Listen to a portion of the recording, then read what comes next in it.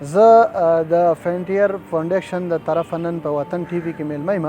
د ټولو ملګرو ډیره مننه کوم چا چې زه راغوښتی یم، چا چې راله دا مقام راکړی دی.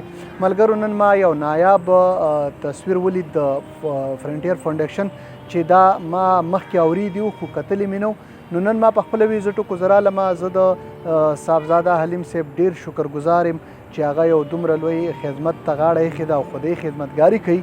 ملګرو تاسو خو به د ځان لپاره ډېر خلک لیدلی وي چې د ځان لپاره خلک ډېر څه نه کوي، خو دا یو واحد فاونډیشن دی چې دا لګیا ده د انسانیت لپاره کار کوي. په دې کې هغه ماشومان دلته کې دي چې کم ماشومان نو تا په ځیګر وینه نه جوړیږي او کم ماشومانو ته چې وینه خپله نه وي نو دو ورته د باره وینه اچوي او د هغه ماشوم زندګي پرې روانوي. نو دا اداره چې کومه ده دا په پاکستان کې د ډېر مخکې نه روانه ده، د 20 کالو نه د صاحبزاده صاحب دا محنت روان دی او هغه لګیا دی دا کوي.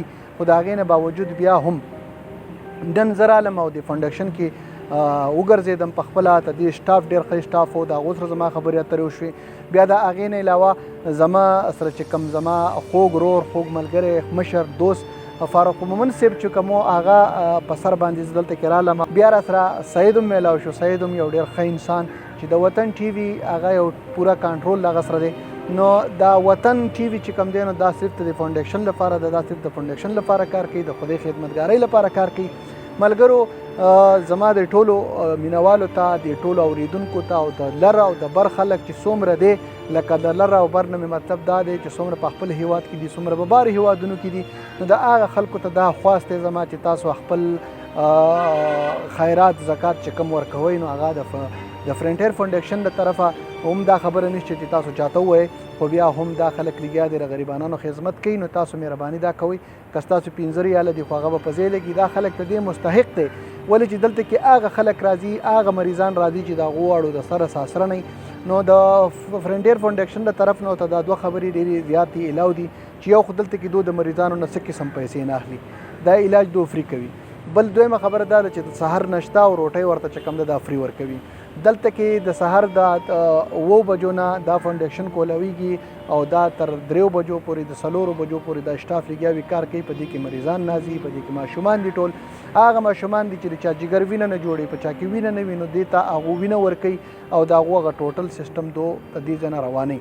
نو زما ټولو هیوادوالو ته، ټولو پاکستانیانو ته، ټولو پښتنو وروڼو ته دا خواست دی چې مهرباني وکړئ تاسو د دې فاونډیشن سره خپله رابطه وساتئ. که د چا داسې مریض وي چې چاته دا علم وي چې زموږ کره داسې ماشوم دی چې هغه په دې مرض باندې مبتلا دی خو موږ به یې چېرته بوځو، چېرته به ځو. نو په پېښور کې د دو دا فرنټیر فاونډیشن چې کوم دی دلته کې دا مرکز دی د دو، نو دلته کې تاسو هغه راوستی شئ، بالکل فری علاج دی د هغه، 1 روپۍ دو د چا نه اخلي.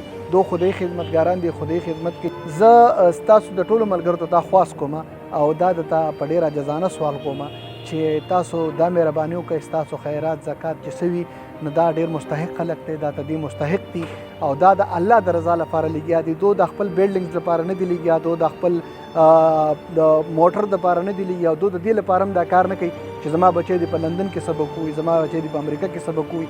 دو د الله د رضا لپاره لګیا دي، لګیا دي د خپل جیب نه پکې خپل پیسې لګوي او لګیا دي کار روان کړل. خدای خدمتګاران دي.